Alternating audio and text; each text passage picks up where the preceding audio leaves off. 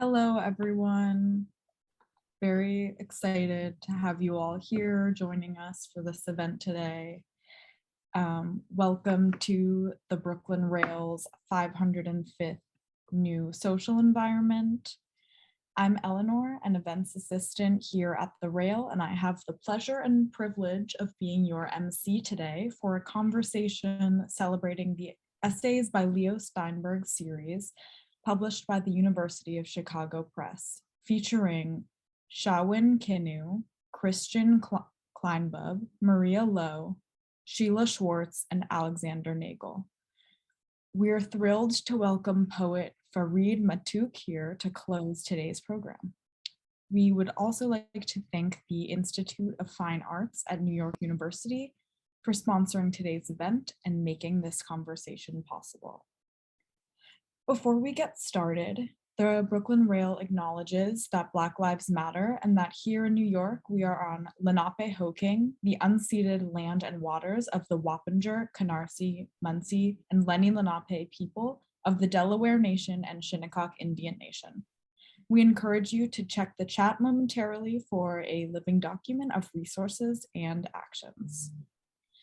Over the past 22 years, the Brooklyn Rail has undertaken a miraculous journey, bringing together in a single monthly publication art, music, dance, film, theater, and literature, along with thoughtful social and political meditations. As a small nonprofit, we need your support. Your contribution will directly support our writers, guest artists, production staff, and all of our operations here at the Rail. So please check the chat for more information and links to donate. And now to introduce today's guest and host. Shawon Kinew is assistant professor in the Department of History of Art and Architecture at Harvard University and an art historian of early modern Southern Europe. She is active in the Harvard University Native American Program and the Faculty Executive Committee of the Peabody Museum of Archaeology and Ethnology. Kinew has held residential fellowships at the Radcliffe Institute for Advanced Study, the Getty Research Institute, and at the Bibliotheca Hertziana, Max Planck Institute of Art History in Rome, Italy, where she was a Samuel H. Kress Foundation Institutional Fellow. Christian Kleinbub is a professor of art history at Ohio State University and co-director of the new Foundation for Art History. His books include Vision and the Visionary in Raphael, which won the 2013 Gustav O. Arlt Award in the Humanities from the Council of Graduate Schools, and Michelangelo's Inner Anatomies. His publications have appeared in edited volumes and leading specialist journals such as the Art Bulletin, Renaissance Quarterly, Word and Image, and the Burlington Magazine. Maria H. Lowe is professor in art history at Hunter College. She is a regular contributor to Art in America and the author of 3 books, Titan Remade, Repetition and the Transformation of Early Modern Italian Art in 2007, Still Lives, Death, Desire, and the Portrait of the Old Master in 2015, and Titan's Touch, Art, Magic, and Philosophy in 2019. Her 4th book, Liquid Sky, will be on visual representations of the early modern sky. Sheila Schwartz holds a PhD from the Institute of Fine Arts, worked with Leo Steinberg from 1968 until his death in 2011, and serves as his literary executor, in which capacity she prepared the 5 volumes in the Selected Essays series. She is also Research and Archives Director of the Saul Steinberg Foundation. Alexander Nagel is a professor at the NYU Institute of Fine Arts. His interest in art and religious reform produced Michelangelo and the Reform of Art in 2000, which won the Renaissance Society of America's Gordon Book Prize, and The Controversy of Renaissance Art in 2011, which won the College Art Association's Maury Book Prize. In 2016, he received an NEH fellowship for a collaborative project with Elizabeth Horowitz entitled Amerasia, a Renaissance discovery. He is also a consulting editor here at the Rail. We are very honored to have these guests here with us today. Please turn the mic. I'm going to now turn the mic over to Alexander, who is our host. Thank you so much. Thank you, Eleanor, and welcome everyone. I see a very large group and I'm very happy about it. As Eleanor said, I teach at the Institute of Fine Arts. That is where at NYU, students take advanced degrees in art conservation and art history. And one of its most distinguished alumni was Leo Steinberg, who graduated in 1960. This celebration of Leo Steinberg's work on the occasion of the publication of these 3 volumes we'll be looking at today is the first collaboration between the Institute of Fine Arts and the Brooklyn Rail, first of many, I hope.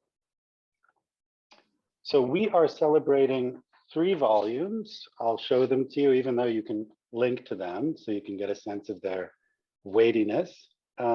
Renaissance and Baroque art just appeared, I believe, last year. These are Steinberg essays, all. Michelangelo's sculpture, which I think was the first to appear a couple of years ago. And thickest of all, Michelangelo's painting. There it is. These volumes were put together and lovingly and beautifully edited by Leo's longtime collaborator, the art historian Sheila Schwartz, who's with us today to discuss them together with other excellent art historians that you've just been introduced to. And I see that in the audience already, just at a glance, there are many people here who have a lot to say about the artists that Leo Steinberg was interested in, and a lot to say about Leo Steinberg. So I hope we get to hear from everyone today. Now, I should say, in the spirit of advertising these books, that there are 2 more volumes to come. A 4th volume with essays on Picasso by Leo Steinberg to appear in a few months in June. And then a 5th, and sadly, I don't quite believe it, but final volume with essays on modern art beyond those found in the landmark publication of 1972, I think it was, Other Criteria, which also contained essays on modern art. And I think that's going to appear next year. So just to bring everyone onto the same page, and also because I think it's relevant to his intellectual formation and his person, I want to give you some facts about Leo Steinberg's life. He was born in 1920 in the recently formed USSR, though already in 1923, when he was 3, they fled to Berlin, where he spent his childhood years. Some memories of childhood come up in a very moving lecture that Leo Steinberg gave when he was honored with whatever it's called, the Lifetime Achievement Award that the College Art Association gives. And that lecture was published shortly after it was given by the Brooklyn Rail. So it's easily available. If you haven't read it, I recommend it. In 1933, so 10 years after arriving in Berlin, the family fled Hitler to London. And that's where Leo Steinberg learned English for the first time as a teenager. From 1936 to 40, he attended the Slade School of Fine Art in London. And that artistic training was foundational for all of his work and teaching as an art historian. He spent the war, blitz and all, in London, and then emigrated to New York in 1945, where he got a job teaching, first of all, life drawing at the Parsons School of Design, and then eventually he taught art history there as well. So it's in those years, the later 40s, that he made this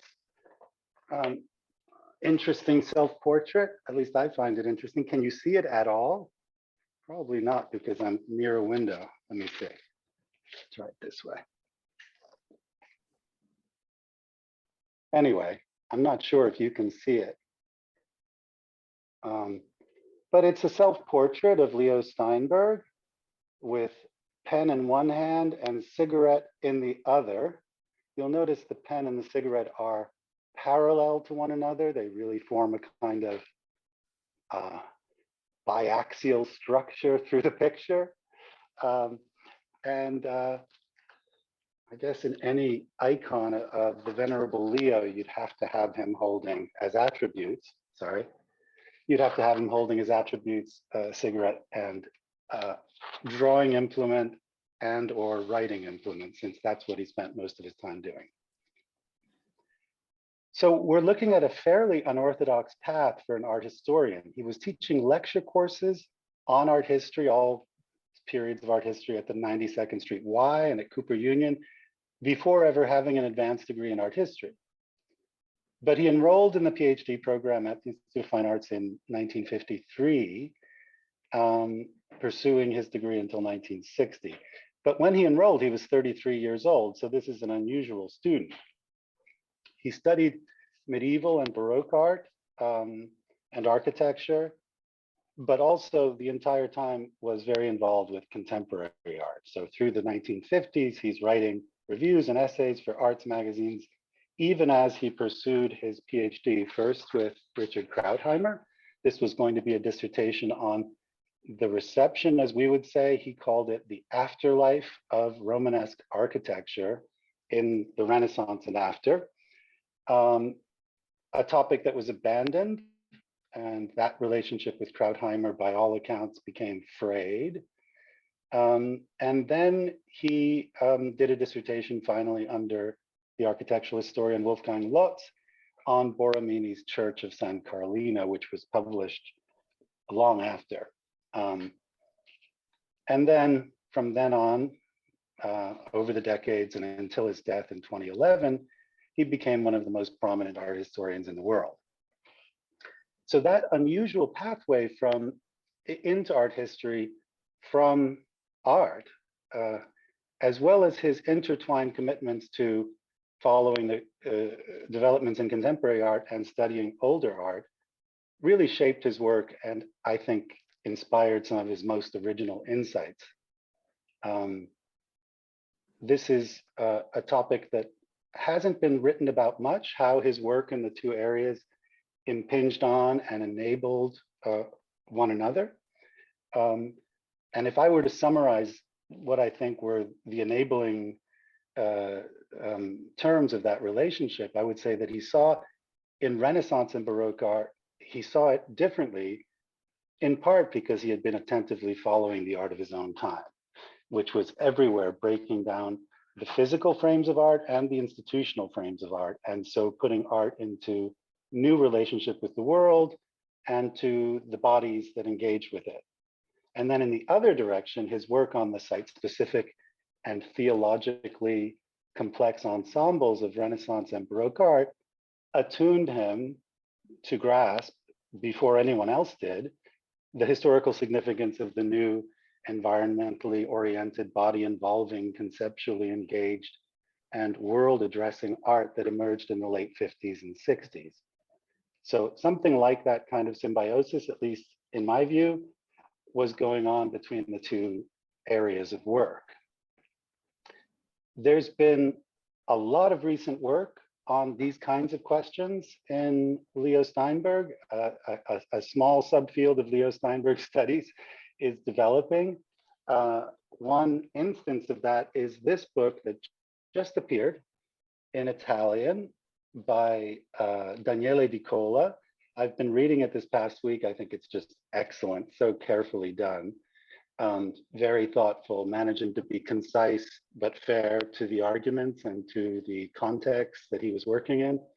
It's called Arte come unità del molteplice. So art as the unity of the multiple, or perhaps Leo would have said the multiplex. That's a term that he developed, especially later in his writings. Art as the unity or integration of the multiplex. The critical, I fondamenti critici di Leo Steinberg. So it's a good book. I really enjoy it. And I hope that it can be published in English at some point very soon. A few years ago, there was a conference attended by many people, both modernists and early modernists, on Leo Steinberg. It was held in Rome. I was lucky enough to be there, and it was called Leo Steinberg Now. And I'm told that finally the proceedings of that conference are going to come out this year. And now this cascade of volumes from Sheila Schwartz, which we're in the middle of. But we thought it might be a good idea, now that the third of his publications on Renaissance and Baroque art, including Michelangelo, have come out, to just take a moment and consider what we have before us and how Leo Steinberg can be read now. Not only so that we have a better understanding of him, but so that we might actually, with his help, come to new understandings of the material that we study and love. So I'd like to ask Sheila just a very initial question and then a few more. You first came to know Leo in the 1960s, right? Yes, in the fall of '68, I took a course with him at Hunter College on modern criticism. And late that semester in December, I started working as his assistant. So you were a student at the Institute of Fine Arts as well, right? Well, after I got my MA from Hunter, I was then at the Institute. Okay, so you met him when you were an MA student at Hunter. Right. Okay, got it. All right. So you've been working with him for many decades. Yes. You know his work from the inside out.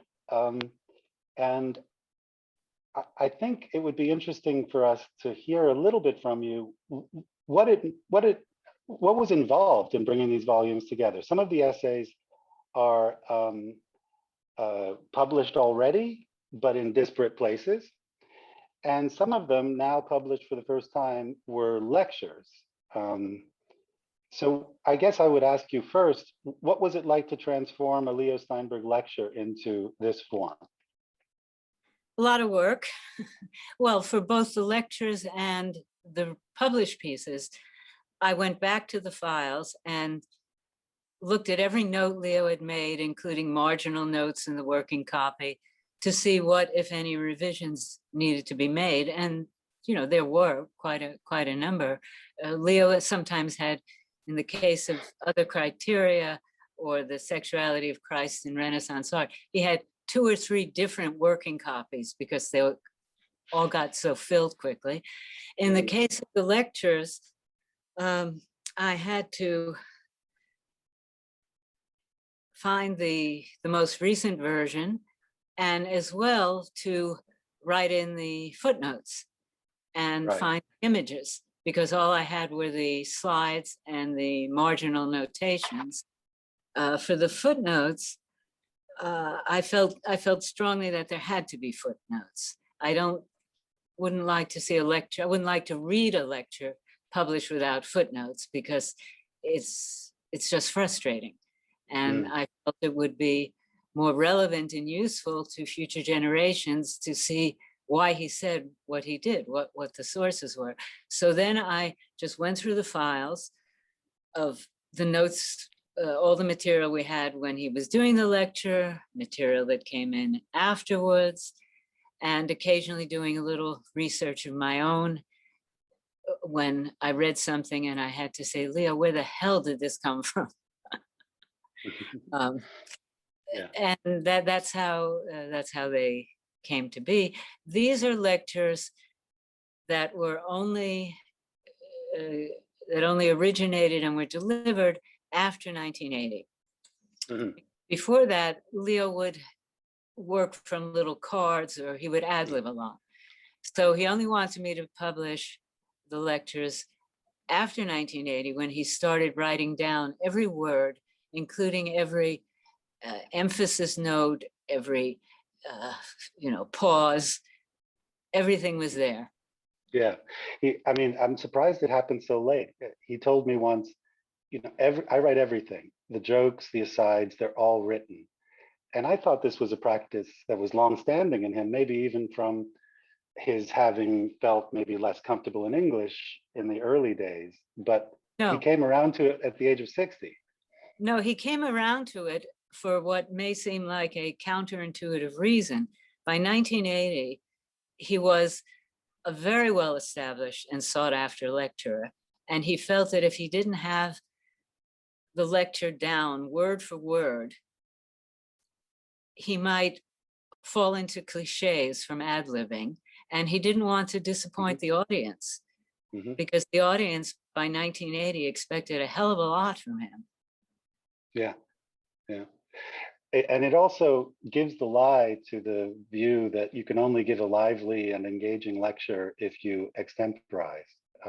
It's not true. You just have to know how to perform a text. Well, perform is the key word. And Leo was a marvelous performer who read the lectures, but didn't read them. You never knew listening to him that he was actually reading. In fact, many times he wasn't. He knew the thing by heart. Yeah, yeah. But also, I think he wrote the lectures to be given orally. Unlike, I'm afraid to say, many people I've spent hours and hours in conference halls listening to, who write just as if they're writing an article and then present it. He really knew, he understood decorum in language. Yes, he wrote his lectures differently from the way he wrote published essays. And if you look in the books and read the language of the lecture versus the language of the published essays, you can see the difference. It's not a strong difference, but if you put yourself in the position of someone hearing a lecture versus hearing a printed essay, you'll immediately see how much easier and it was to with the language of the essays. Right. I'm so happy to see that you kept that about the lectures. I mean, it still reads off the page a little bit in that way. I mean, they're beautifully written. They live as writing perfectly well. But there is that those sudden moments of brevity just to get from one place to another that's typical of lectures, and it's a pleasure to see it, to read along with it. Of course, there are also essays that were already published, but published in out-of-the-way places. I stood up a moment ago to get this book. This is Studies in Erotic Art. I went and bought the book some years ago because this is a Kinsey publication, Studies in Sexuality, with some big name people, including professor at the Institute of Fine Arts, Robert Rosenblum, Otto Brendel, etc. And there is Leo's essay, The Metaphors of Love and Birth and Michelangelo's Pietas, which was extremely important to me. But I had to go and track down this book to get a hold of it. And now we have it in and among his other essays. And I think that's just great. You also had to do some updates on the various pieces, right, Sheila? Well, they were updated for dates of works, repositories, that kind of thing, because very often these went back decades. In the Picasso volume, I was astonished to find that one of Leo's favorite Picassos, an early work at the Art Institute of Chicago, called On the Upper Deck, had been sold by the museum. Leo would have been pissed, but there are a lot of things like that. I also revised, not in terms of later literature, which I didn't get involved in, but if there were, both for the lectures and the printed text, if there was new material that needed referencing, I would put in a bracketed editor's note, just to indicate for the reader that this book is here, but check out this. I mean, for instance, in the essay on Leonardo St. Anne and the Doni Madonna in 2012, a year after Leo died, there was a huge exhibition in the Louvre, and all the different versions were easily reproduced there. So I included it. Yeah, I mean, you improved the images, of course, from what he was able to show. Yeah, because in his day, nowadays we take color reproductions for granted, or at least expect some. In his day, everything was in black and white. So, so we, you know, we got in some color there, and sometimes added things and so forth. So one of the lectures that I guess we'll talk about it a little bit now, that I was very happy to see appear here, is one on the deluge scene in the Sistine Chapel ceiling. I remember hearing that lecture. It wasn't a public lecture. It was a course that he was giving after having retired from University of Pennsylvania. He was the Meyer Shapiro professor for a year, I guess, at Columbia, or maybe more than one. And he gave a class on Michelangelo, to which I would go every week from Cambridge, Massachusetts, to catch each lecture. And I remember, Sheila and I have talked about this, and I don't think we've come to a conclusion, but I seem to remember there were 2 lectures on that one scene from the Sistine ceiling, the deluge. So we're talking about the scene a second from the top in the slide that you're looking at now. These were 60-minute lectures. So I don't know, Sheila, if you've come around to the idea that he gave 2 whole lectures. Well, I just checked. This was originally a Mellon lecture, where he did indeed give it as 2 separate lectures. And Leo's remembered rarely, and Leo's lectures rarely ran to an hour. They were always at least an hour and 20 minutes or an hour and a half. And no one ever left. Yeah. I do remember seeing some of the Columbia undergraduates being less than attentive and thinking, do you have any idea what you're witnessing? So I was very impressed with giving more than one lecture on this one scene. That in itself seemed to me a kind of statement of purpose about what art history should be. But I remember also being just amazed at the thoroughness, the conceptual subtlety, the erudition that he put into reading this one scene from the Sistine Chapel ceiling. And so I'm very pleased to see it here. And I think it is the longest essay in the volume. Is that right? Probably, yeah. Maybe. Yeah, it's one of my favorite essays, if not the favorite, partly because it was the first extended research project I ever did with Leo in 1969, but mostly because it's a kind of encyclopedia of interpretative methods. You have collocation with the architectural surround, the biography. Okay, so let's go through them and then we can talk about them. Go ahead. Well, collocation with the architectural surround. And then you have the artist's biography comes in, theology comes in, pictorial tradition comes in. And in a many-figured work, which you can see here now, that also has very separate compositional elements, which led to Michelangelo being criticized for the lack of coherence. Leo made it all cohere. Yeah, it's an extraordinary reading. On the one hand, against the reading of it that would say it's a episodic treatment of this very dramatic story, where you see basically the flood taking over the earth, and there is the ark already afloat while other people don't make it. He rejects that view. Because the corollary of that view also is that this is just a very scattered composition, no center particularly, figures going in every direction. And then, as you say, I agree, he recuperates the very disorder of the picture as part of its logic. And then crucially, he pushes back against the narrative episodic approach to the painting and sees it rather as something like an act of pictorial exegesis on the subject of the flood.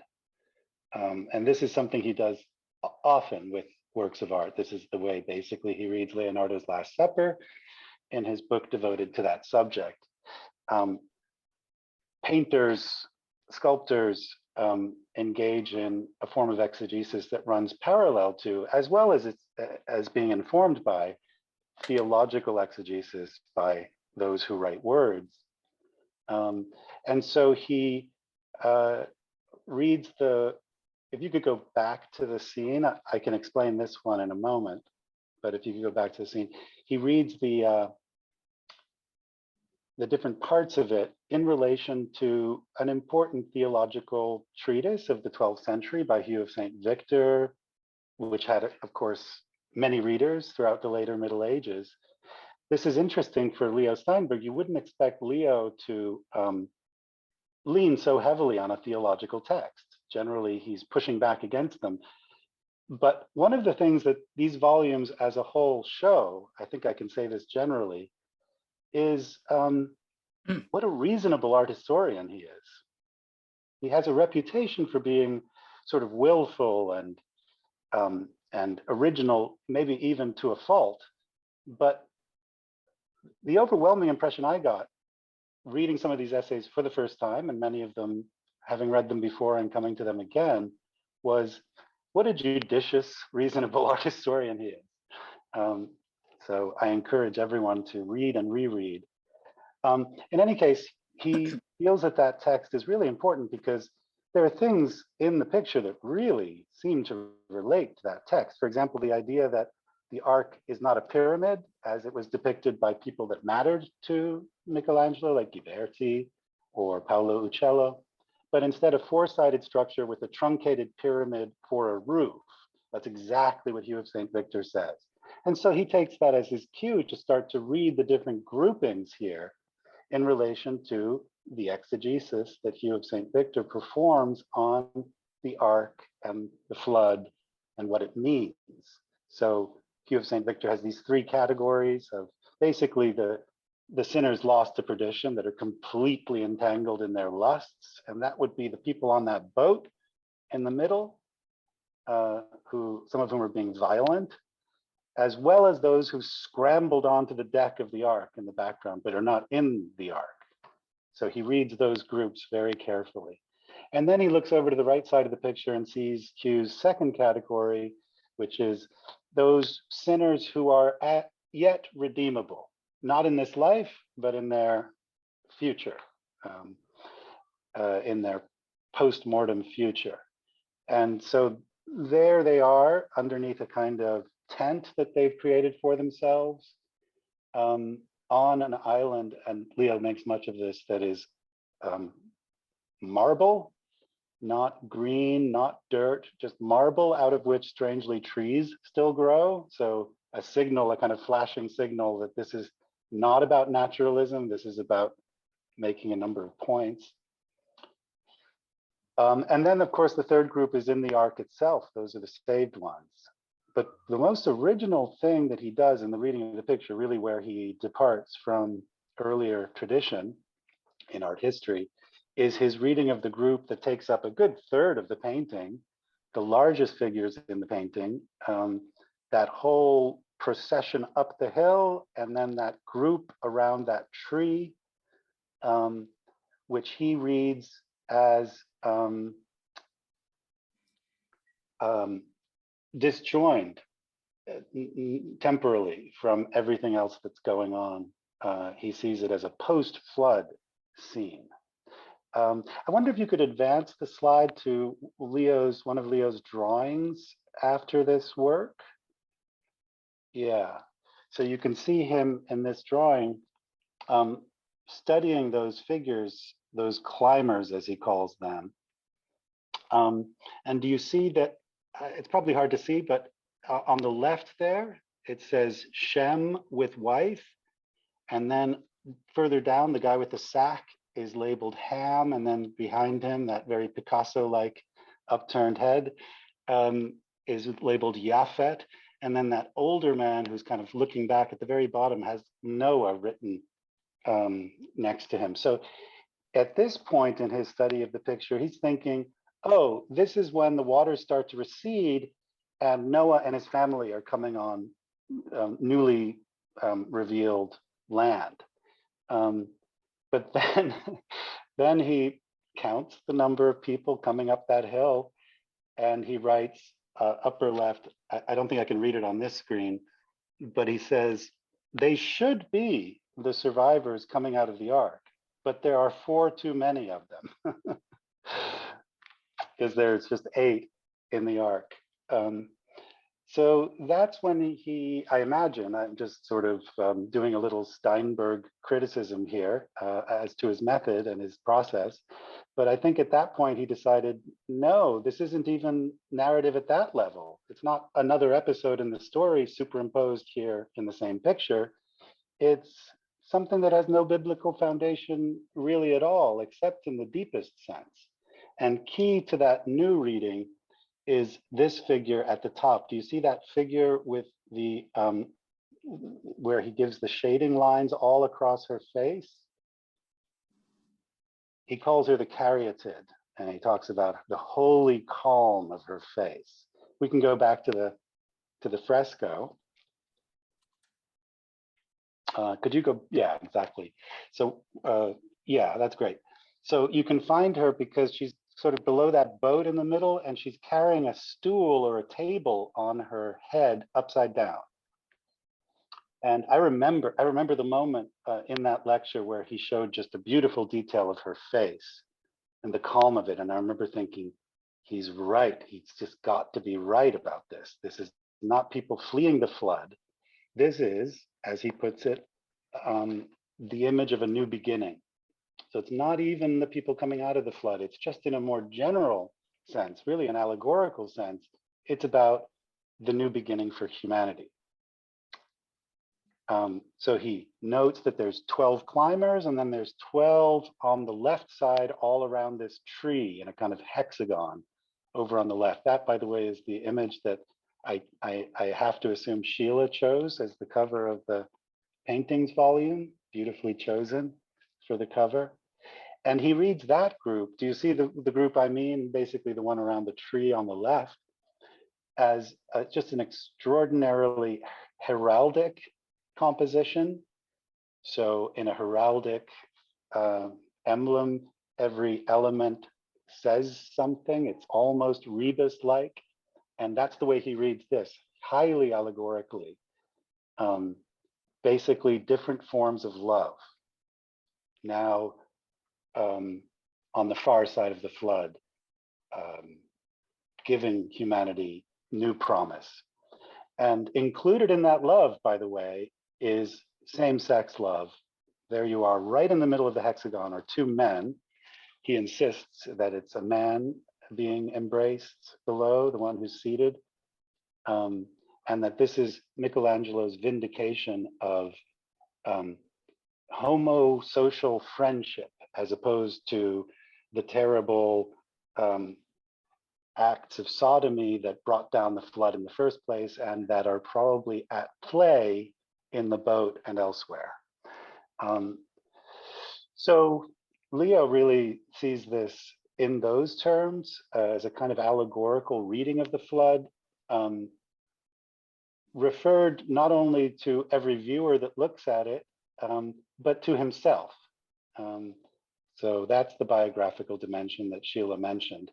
And in pursuing that argument, that line of argument, that here in one of the first paintings he does on the ceiling, Michelangelo is also thinking about his own plight as an artist, as a homosexual, as a Christian. And that reading really hinges on the group between the boat and the marble island, where you see an older man holding up a dead, seemingly dead, younger man. And I don't think it's really for me to give you a paraphrase of what Leo says about those 2 figures. I think you should buy the book and read it for yourselves, because much better from him than me. Sheila also mentioned the collocation angle on this painting. And I find that one of the most brilliant moments in this. It's a kind of what might be called a structural analysis of the painting in its physical context. So could we go back to the one that shows the whole Sistine ceiling?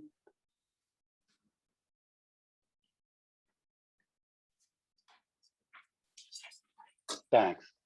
So as I said, we're one scene down from the top in the flood, and it's from the top, as it were, from the entrance door of the chapel, that he started painting. So he paints the creation of Adam pretty far along in the process. And he paints the earliest scenes of creation, the separation of light and dark, starts the whole sequence at the end of the process. So he's painting in reverse chronological order. And he's getting still used to the idea of painting in fresco on a ceiling. He was reluctant to take up the work. And Leo believes that in this scene of the flood, he's working some of that out, as well as working out what it is that the flood might mean for humanity. So I will just leave it there. Sheila, do you have anything to add to that? Not so much to the deluge, but I wanted to add just a general point about the contents of the book. Each chapter, which is the essay or the lecture, begins with a bas de page note that tells you the bibliographic history of the publication, or when lectures were delivered, and also whether it was revised or not, and on what basis. Each volume also contains a complete list of Leo's publications from 47 on, as well as a life chronology with an emphasis on the earlier years because they're less well known. That, I think, covers pretty much. Yeah. Oh, well, one other thing. We talked, Alex, you and I talked about what was excluded from the book. There's nothing in other criteria is there because other criteria has been in print since 1972. And if I put in particularly some of the longer essays, such as the Women of Algiers and Picasso at Large, there would have been no room for less accessible things. But also omitted were the early book and exhibition reviews that Leo did in the early 50s. And Alex, I know you particularly liked the review of a Metropolitan Museum show called The Bible Age Relics and Jewish Art. And these early publications are quite wonderful. And I've always found how extraordinary Leo's range of knowledge was, because he didn't officially start the Institute until 1954, although he'd been auditing classes. But he was essentially self-taught. And what drove him was his passion for art and his passion for knowledge.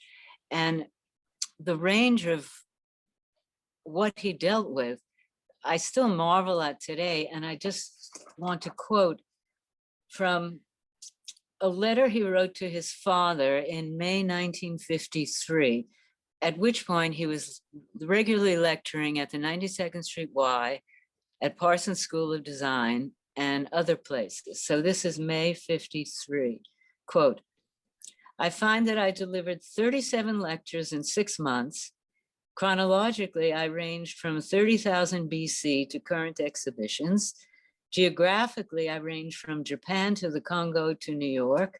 My subjects included Oriental philosophy, medieval scholasticism, classical and modern physics, the history of photography, the physiology of the eye, the evolution of archaeology, aesthetics, art history, and the formal analysis of artworks, unquote.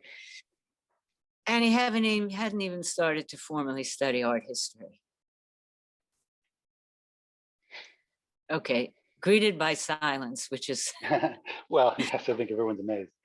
yeah. Thank you for that. I was hoping you would read that quote.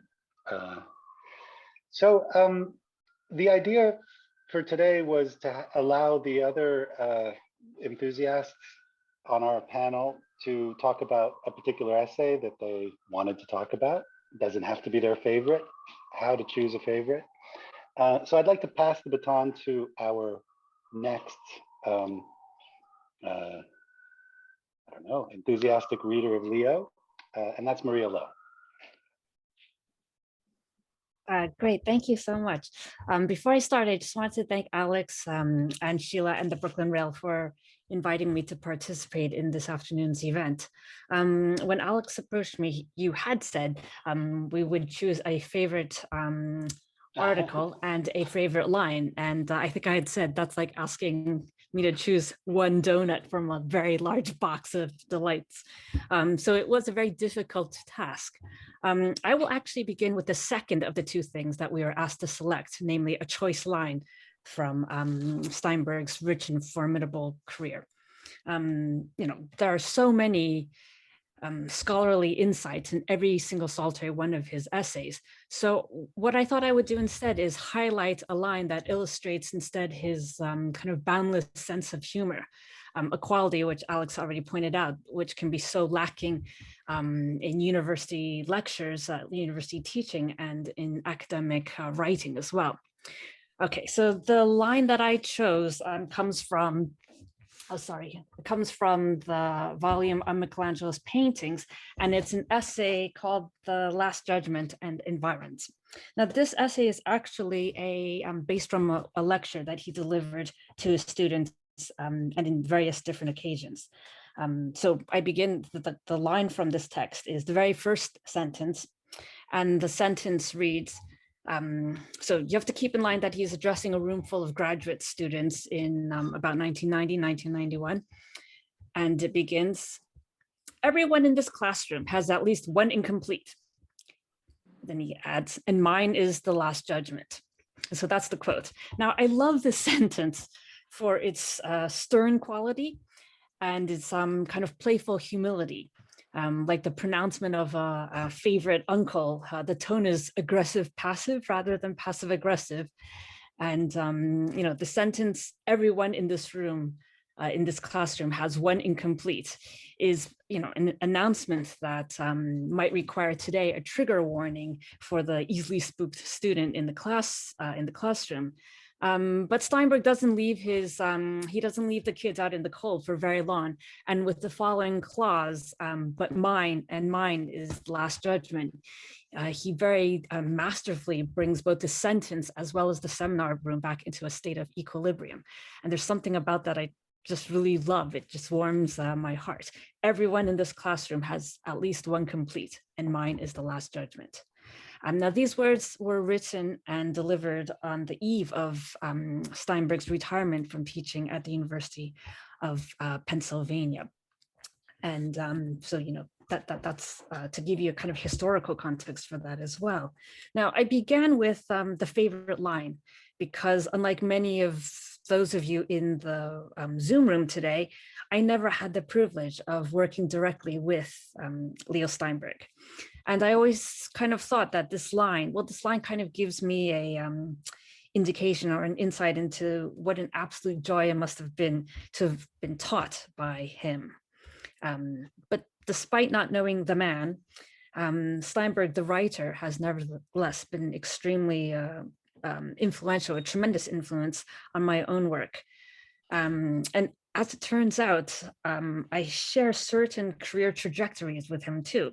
So in preparation for today, I skimmed through some of the interviews that he did in 1998 with Richard Candida Smith for the Getty Research Institute's Oral Histories series.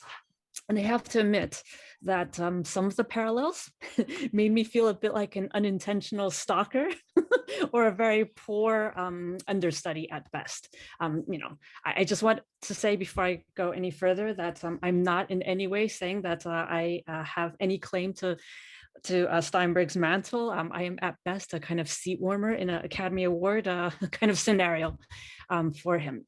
But reading through some of the interviews and some of the things that Alex has already highlighted, I discovered that Steinberg studied at the Slade School of Art as a young man in the late 30s. And I myself spent over a decade at the University of London. And then between 1961 and 75, he taught at Hunter College, an institution I joined in 2016. In 1970, with the help of Milton Brown, he established the art history program at the CUNY Grad Center, where I will be offering my first seminar for that same department next fall. And finally, as if that wasn't already enough, we've both written for Art in America. And the article that I wanted to discuss briefly with you today, Pontormo's Alessandro de Medici, or I Only Have Eyes for You, that's the title, is a piece that first appeared in the January-February issue of Art in America in 1975. So I have to also admit that I didn't realize that when I initially selected it. So I guess I would like to think that somehow Steinberg's spirit nudged the article into my consciousness when I was going through the many volumes of essays and trying to think which one I would like to speak with you about today. Okay, so could we have the slide of the portrait? Okay, so this is the portrait by Pontormo that Steinberg wrote about in this Art in America piece. An off-duty Medici prince painted by the Florentine artist Jacopo Pontormo. This painting and the other various portraits of the first Duke of Florence have in recent years drawn a lot of attention for its candid depiction of a European ruler who was a man of mixed race. Alessandro was the illegitimate son of Lorenzo II and an enslaved woman of African descent named Simonetta, who worked in the Medici household. These are more recent things that scholars have discovered. And for those of you in the audience who might be interested to find out more about this complex rise to power, I can recommend, do I have the book? I can recommend Catherine Fletcher's study on that topic. I'll put the links in the chat in shortly.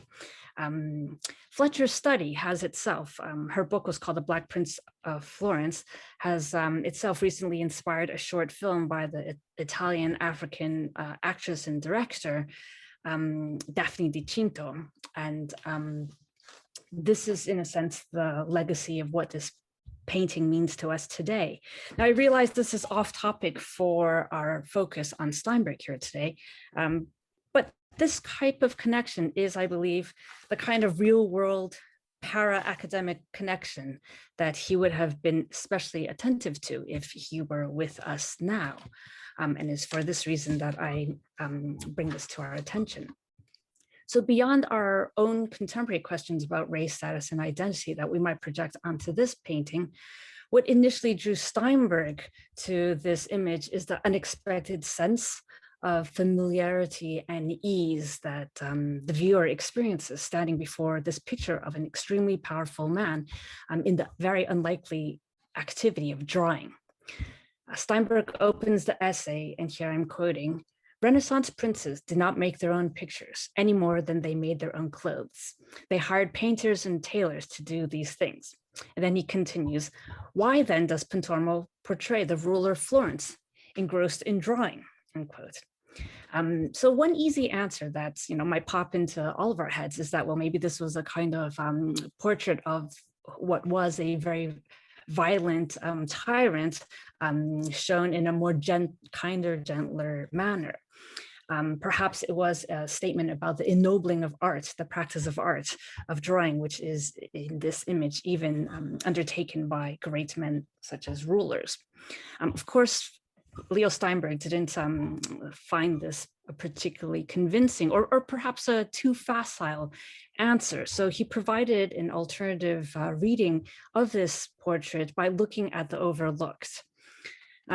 He writes in his text, dismissing heroization, Pontormo depicted an orphan, a mourner clothed in obsequious weeds, a person without defenses, a prince without steel, the odious despot as a hesitant, mild-eyed youth, wielding instead of the golden mace of the commander, a meek silver point.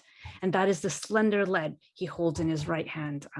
If we could see the detail, the close-up, and this is the image in reverse, and you can see he's holding that wonderful silver point in his hand.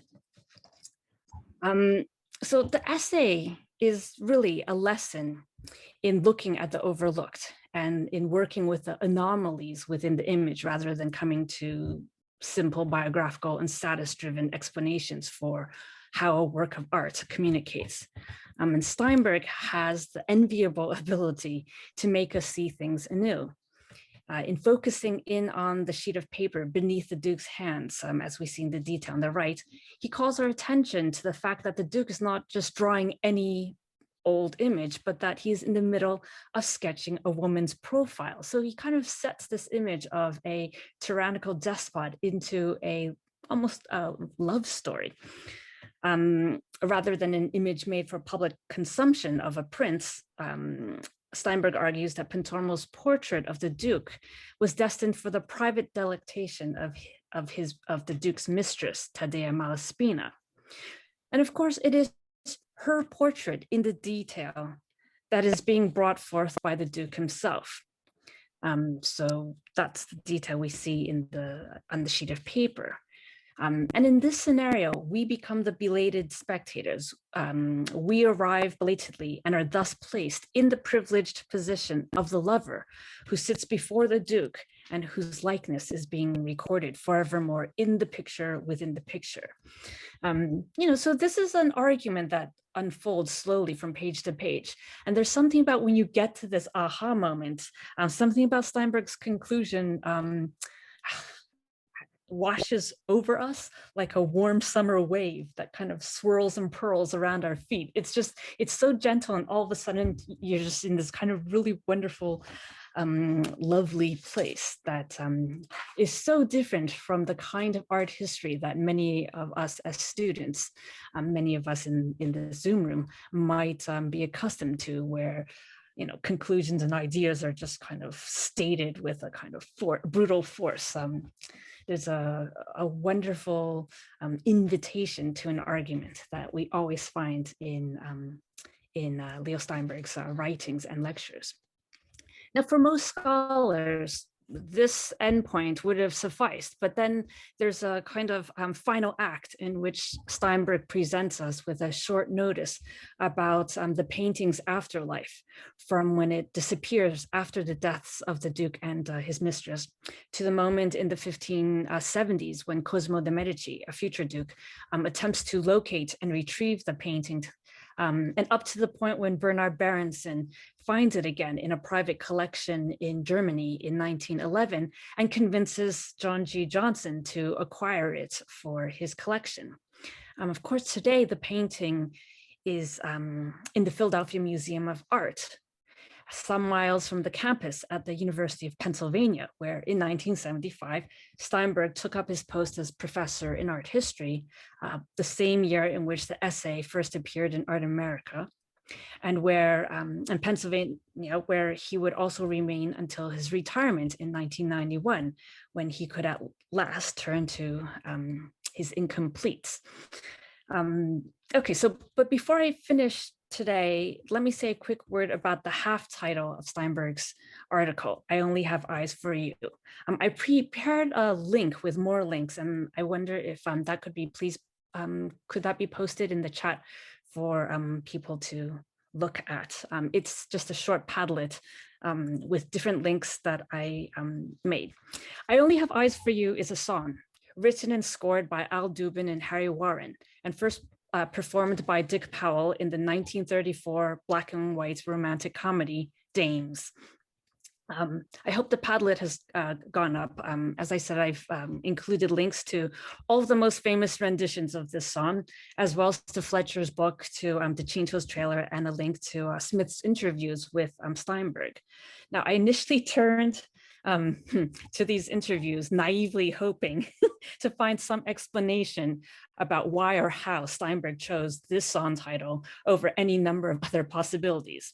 And of course, I did not find an answer, although, well, the contextualist historian in me is perhaps willing to go out on a limb and say that it was probably Jerry Butler's 1972 rendition of the song that Steinberg might have been humming as he dashed out this essay for Arts in America sometime at the end of 1974. Perhaps Sheila can correct me on that, or any of the people in the audience who knew Steinberg in those years. I thought a lot about this because I visualized Leo Steinberg in his office, smoking, as I've been told he always did, typing away and gathering together all of these observations about this particular pentomal portrait. And then thinking at some point in that process of appending this half title based on a popular song as the kind of sneak answer to the interpretation that he would propose in this particular essay. One of the aspects of Steinberg's writing that has been most inspirational to me over the years is precisely his ability to forge the sympathetic link between the historical actors and artifacts of the distant past, and combining those with the pressing concerns and sometimes the frivolous trends of the contemporary moment. And for Steinberg and for me, this is an intellectual empathy that is really important in academic writing, for it strives to keep history always relevant and alive before our eyes. So I think I will end there, but I hope that that particular Padlet link will have been provided for everyone. I think it's in the chat. The password is Leo Steinberg. And we can talk about any of those links in the Q&A should anyone wish to do so. But I suspect there will be lots of much more interesting anecdotes and personal recollections. So I look really forward to hearing from everyone. And thank you all again for inviting me to this. Thank you, Maria. The next presenter is Shawon Kinew. Could you? Here I am. Unmute, thank you. Okay. Could I have the first slide, please?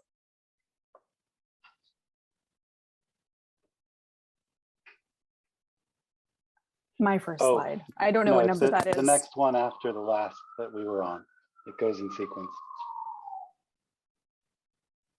The one before that, just to be extra difficult. The one after this. Okay, I guess I'm missing a slide. That's fine. Then I'll just start with the first one here. Okay. Well, first, thank you, Maria, for that talk. You had me smiling the entire time, and thank you, Alex and Sheila, and to the Brooklyn Rail and the IFA. Most of all, I want to thank you for these beautiful volumes, and say, Sheila, that your work is a gift for generations to come. So when Alex first asked me to participate, I accepted without hesitation. And then a moment later, the realization occurred to me, I will likely be the only person speaking who never met Leo Steinberg. But I know the work, and Leo's writing is quite meaningful to me, to give some sense of how, a few years ago now, a person I admire greatly read a draft of something I had written. And I suppose finding it to be dry and distant and performing an objectivity that was not mine, asked me, how would Leo Steinberg say it?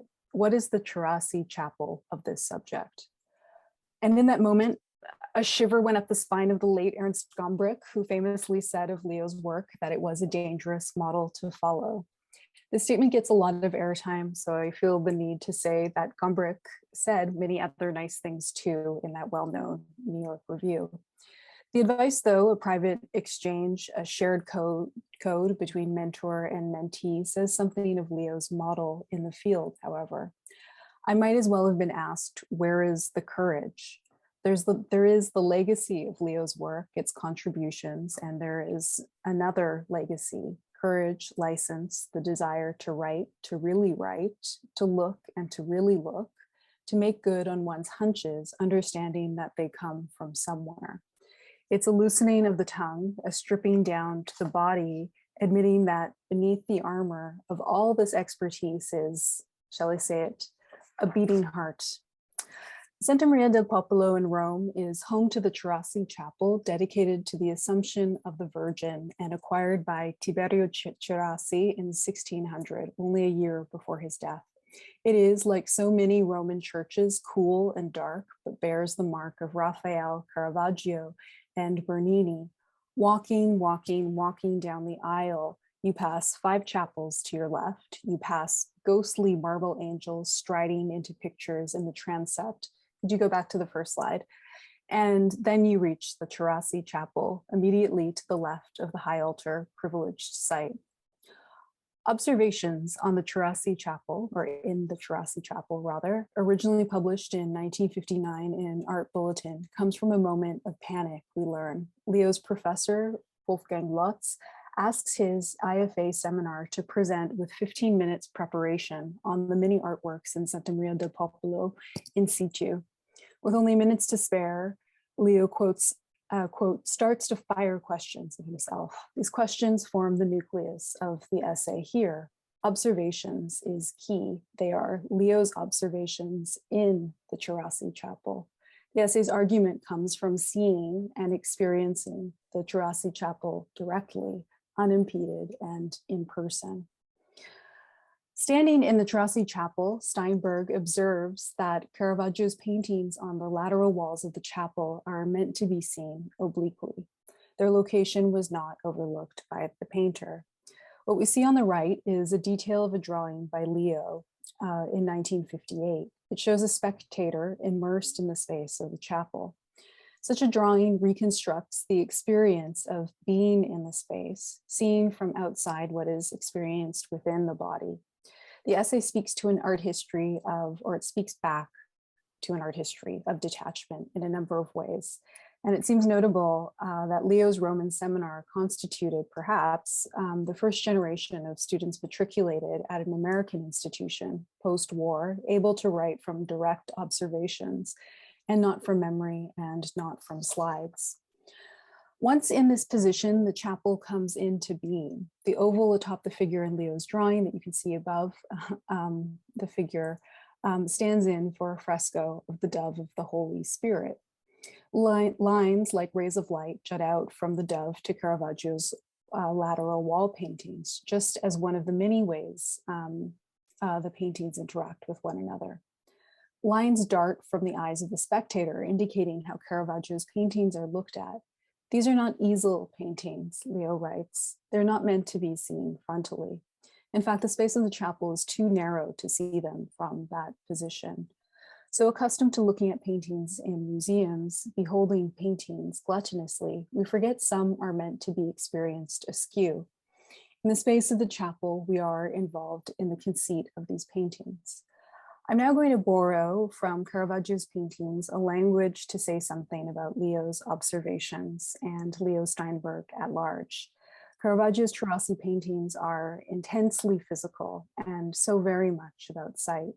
Is it a surprise then that Leo's observations take place in a space that has so much to do with vision? Can I have the next slide, please? To the left of the altar on the side wall is Caravaggio's crucifixion of St. Peter, which you see here, its sight in the canvas for your pleasure from the front. Believing he was not deserving of being crucified like Christ, the apostle Peter asked to be crucified head down, upside down. We, the viewers, catch him as he is being raised. The composition places the figures at an oblique angle. Their bodies are dramatically foreshortened, and there's a directionality constructed through these elements. Its ass-out composition now makes sense when seen obliquely. It is a foreshortening that brings on anamorphism. Peter dies with his arms outstretched on the cross, foreseen by Christ, who tells Peter, "When you are old, you will stretch out your hands, and someone else will dress you and lead you where you do not want to go." Taken out of context, what do these directives say to the skeptical art historian about the artwork? We catch Peter in this last moment of seeing upright, crooking his neck to maintain this perspective a little longer, right before his vision is flipped. Let me just say, the painting is one of an inversion, and the legacy is Steinberg 2, flipped vision. Could I have the next slide? Caravaggio's painting to the right of the altar is St. Paul's Conversion, which is similarly oblique. The eyes of the viewer skim across the painting from right to left. The extreme foreshortening of the horse points us toward the altar. Its subject. On his way to Damascus, Paul fell from his horse after a flash of light blinded him for 3 days. Sight is a kind of touch, Diderot wrote. A blind man in Puiseux in the 18th century would have longer arms before sight to tell of what goes on the moon. Longer arms capable of touching the moon disclose more than eyes or telescopes. Paul's eyes are closed and yet he sees. There in the blinding light, Christ speaks to Paul. He reaches toward a light only he can see. So let's say that vision is equally what is seen and what is grasped when one's arms are outstretched, reaching and open. Can I have the next slide? Taken in all together, the 3 main oil paintings of the Cherassi Chapel are all united by their open arms. They work in unison to make the aesthetic space bracket the real. Steinberg concludes that the next generation of artists, Bernini namely, share this common goal: aesthetic spaces bracket the real. Next slide. Bernini's vision of Constantine here, also a conversion, is approached by the viewer when climbing the Scala Regia. Emerging out of the right wall, Constantine is unveiled as the viewer proceeds up the stairs. Here we see Constantine, gaze fixed on a vision of the cross, horse rearing from the force of this vision, and Constantine's palm open, receiving. Bernini's subject is Constantine's vision, but Constantine becomes our vision when he comes into our sight. Next slide. Stepping back, we see that all 3 Cherassi paintings in the sanctuary, the space of the altar, have protagonists, as I said, with their arms outstretched: Peter, Paul, and Anibole's Mary. You're reaching is a statement we hear in the discipline when someone overinterprets. At the end of his lecture, Body and Symbol in the Medici Madonna, in the volume on Michelangelo's sculpture, Leo writes that he expects his argument to be dismissed as an overinterpretation. In his words, since in my discipline we have no precise definition of what constitutes overinterpretation, let me offer one. An overinterpretation is any interpretation which the skeptic hasn't thought of himself. What Leo Steinberg teaches us in his 1959 observations is that the work of art tells us everything we need to know. It tells us how it should be looked at. Dangerously, paintings can work without a guidebook or a textbook. In fact, this is how most of us encounter chapels and how we want to encounter chapels. I have yet to meet a person who has found their way to Caravaggio because of an intermediary, a quotation of the Sistine Chapel, the value of a scudo that year, a notarial document. Not to say that those things aren't important, but what does it get in the way of? Why is the work of art so embarrassing to look at and to be with sometimes? Where does skepticism lead us? Importantly, Steinberg speaks not of images, but of site-specific paintings, of architecture and painting working in concert. In Leo's essay, Artworks and Composition in their site insist, they direct, they include us. I quote, as soon as we consent. Why is it so hard to consent? Although the Cherassi Chapel essay is notably absent of sex, this isn't to say it's sexless. Because it speaks of bodies, a bodily encounter and experience of a chapel, the essay shows us that the Cherassi Chapel is a partner in a sort of waltz. For the cerebral, a life dedicated to the object means reading about it. This is how to score a life of living near the presence of art. In the Cherassi Chapel, Steinberg seems to say, instead, take seriously presence, your presence, the work of art's presence. In this waltz, the chapel leads and we follow. Thank you.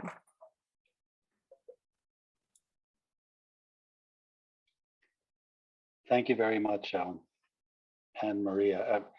Fawn, I'm just letting you know, I'm getting ideas about these beautiful pieces of writing. I'll leave it there. Our next to engage with Leo's essays is Christian Kleinbub.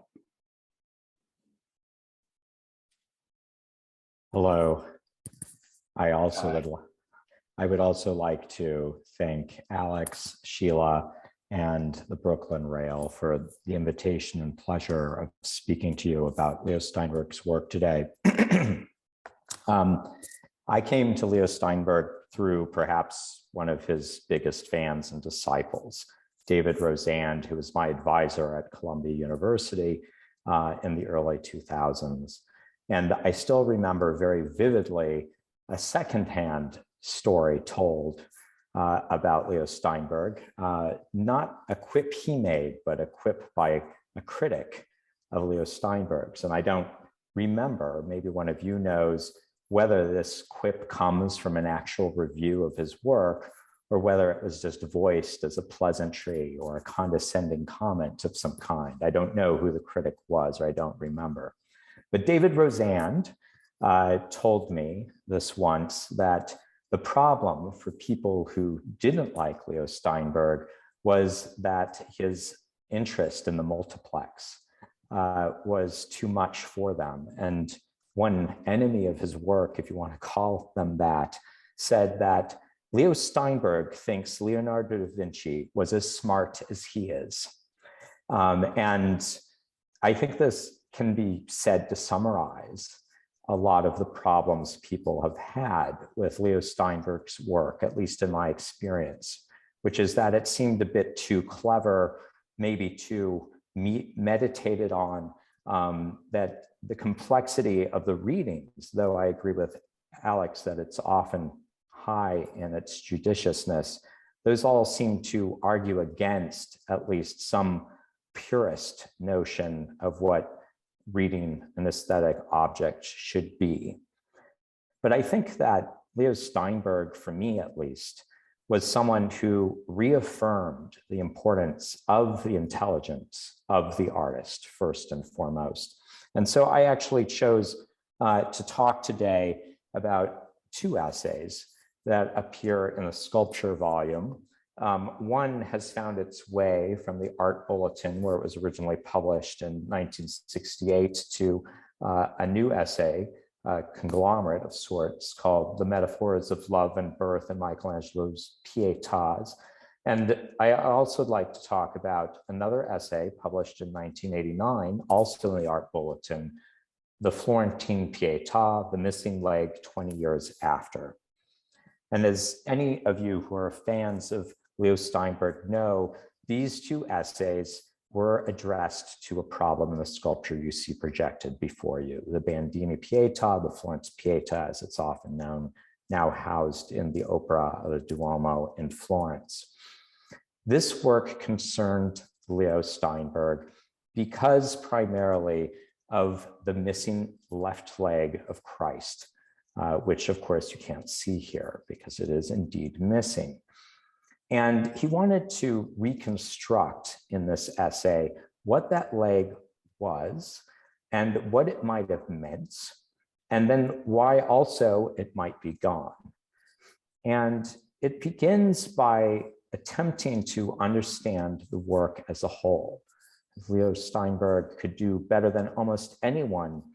He asks us to imagine these poses as taken up by real bodies in real life. He imagines what it would be like to imagine a whole body displayed in this way with the other three figures around it. And in the process, he comes to conclude that that left leg, no longer extant, was presumably swung over the leg of the Virgin Mary, who we see on the right. I should mention this work isn't finished. And so some of the imprecision in the work or the ambiguities of the work may be due to the fact that Michelangelo never completed it. Now, this left leg slung over the leg of the Virgin Mary was something Leo went on to connect to a whole host of imagery that had to do with erotics. And in particular, it often had to do, and always had to do, before Michelangelo's time, with sexual union.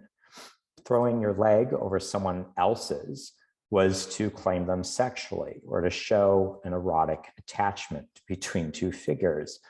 And Leo has at that point to imagine what it might mean to be in this position and what it might mean for these figures, for Christ to be in that position too.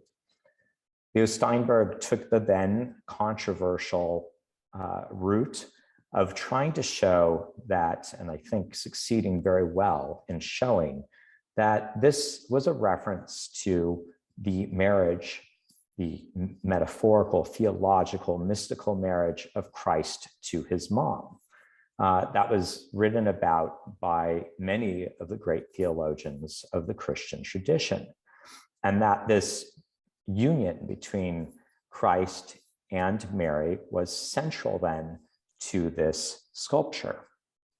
The other figures were also important in Leo Steinberg's reading. The figure on the left, who looks too diminutive to be of the right scale, was recarved by an assistant to whom Michelangelo gave the sculpture. That figure probably and most likely represents Mary Magdalene, who represented in the same theological traditions, often someone who was in love with Christ.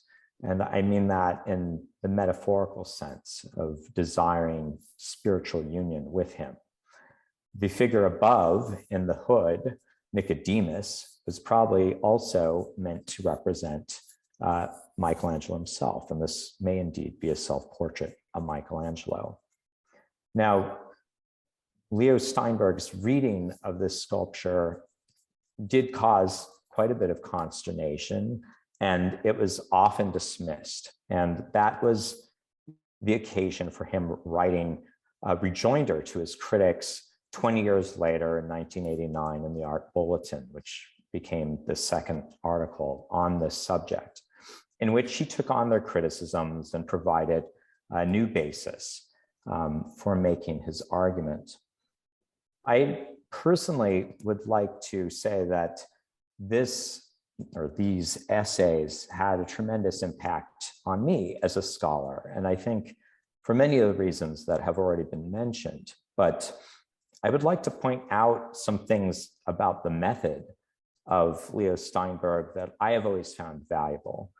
And that includes this idea that the viewer of Michelangelo's work or the interpreter of that work should, in fact, embody the scene or the subject matter in her or himself in order to fully understand it.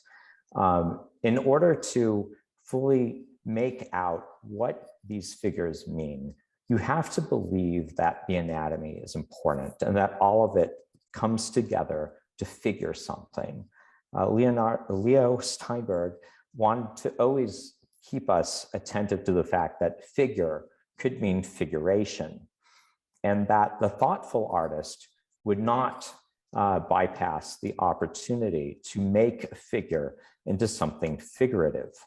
In the Art Bulletin publication, the first one of 1968, on this image, Leonardo ends the essay declaring that anatomy is theology.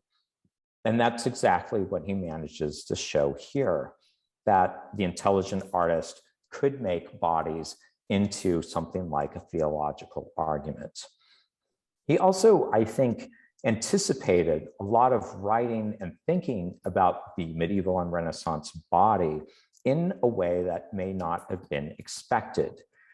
Whereas other scholars of the medieval and Renaissance body often came out of history departments, Leo Steinberg was able to recover much of the history of the body in the Renaissance just by looking at images. And sometimes his approach, which then led to looking for theological or other contemporary texts to support his arguments, his approach was unpopular at times. In his call for multiplex readings of images too, he often referred to what he called dissemblant signs. And the idea of dissemblant sign is interesting because it's an idea that we might often associate with someone like Georges Didot-Huberman writing later in, for instance, his work on Fra Angelico. But it appears as Leo Steinberg's own words and idea in these essays as well, where he takes what might seem to be an erotic gesture or posture in this case, and makes it mean something spiritual. Its carnal nature cannot be separated from its spiritual message. Two are a conglomerate. And yet, at the same time, he notes that it is an awkward intimacy that these things hold together here. I wanted to end by reading a quotation from the second essay that in a way takes up many of the things that I've been discussing and encourages us, the reader of the essay or the hearer of the lecture, to imagine ourselves in the positions of the figures in the scene. And let me quote him. "The figures," I'll interject, "have to be danced to be seen.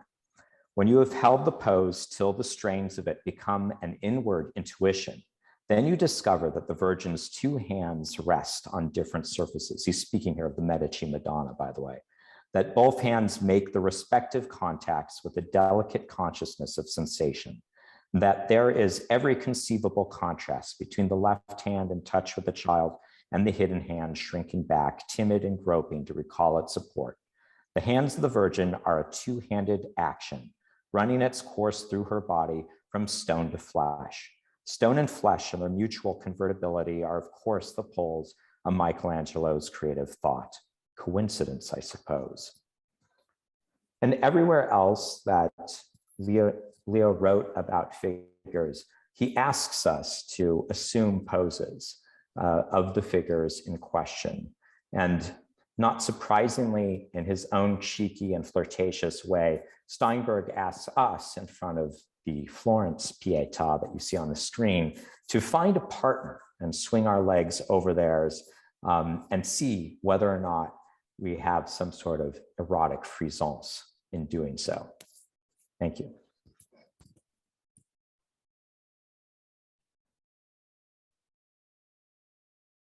Thank you very much, Christian.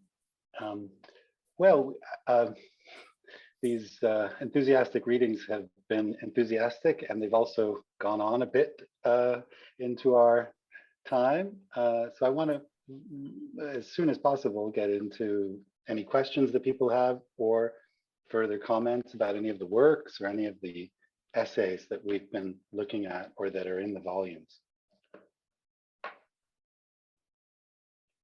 Yes, absolutely. Thank you so much, everyone, for your incredible talk. It was really, definitely very educational. I learned a lot. Really amazing. The visuals were amazing as well. Our first question from the audience is coming from GE. GE, you should be able to unmute to ask your question.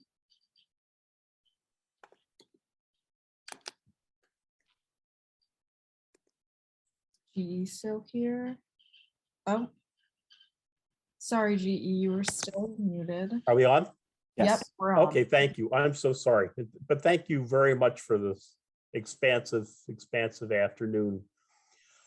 Steinberg, I had read years ago, once famously said, if you're going to do art history, you better know what the artist was looking at, and that has to include prints.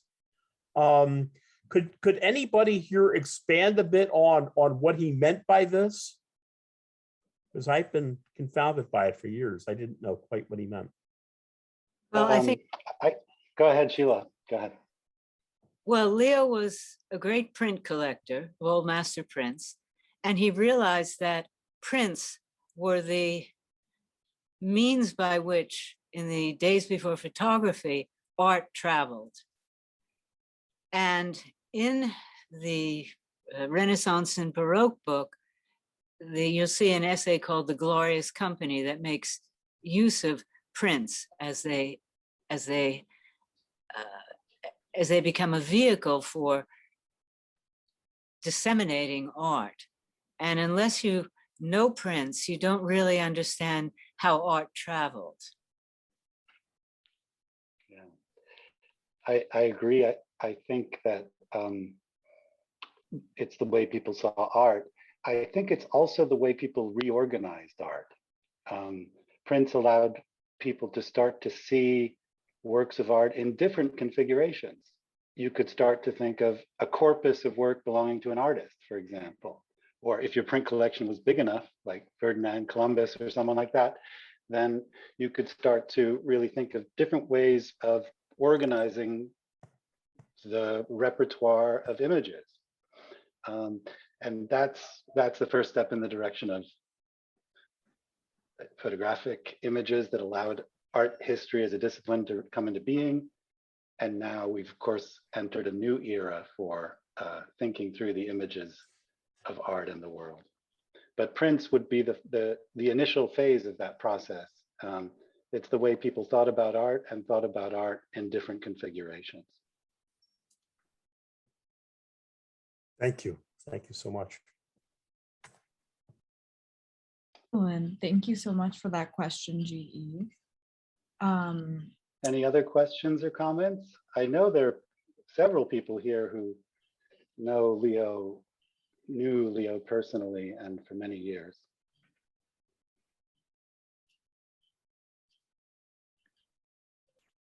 I can see, looking out, sorry to interrupt here. Jack, I can see you raising your hand here. I'm gonna pass you the mic now.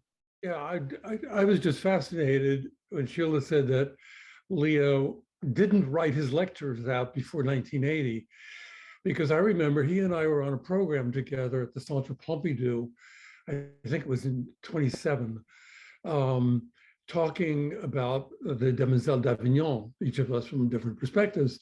And after the thing was over, two striking things happened. The first is he said to me, Jack, your lecture was good, but it would have been better if you'd written it all out. And then the second thing is, after his lecture, I went up, because I spoke before he did. And after his lecture, I went up to say hello and tell him how much I liked the lecture.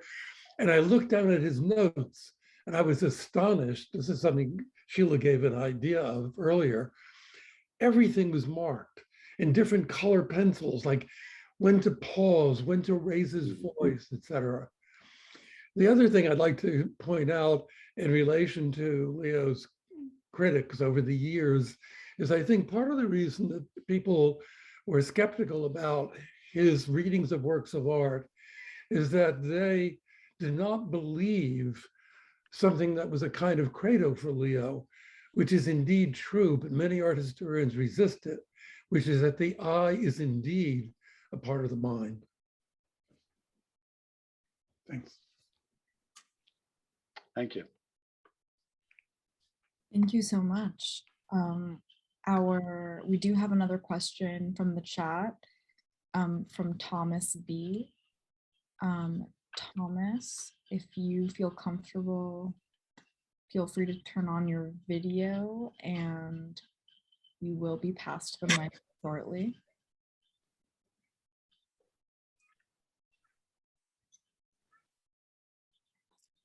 I don't know if his microphone will work here. I'll ask the question on his behalf. Thomas asks, would anyone care to speculate about how Steinberg might react to the rise of digital art history? It's a great question. I can say something. Can I say something? Yeah. Yeah. Leo couldn't use a computer. Computer art, anything on a screen did not interest him. So I think the answer to the question was he wouldn't have reacted at all. He also disliked studying anything that was moving. I'm not talking about film, but there was a computer in his house, which I used mostly. And if he was looking, if we were proofreading something and I scrolled down, he would turn away. He couldn't stand to see it moving. So digital art would not have, he wouldn't even have known it. He wouldn't have seen it.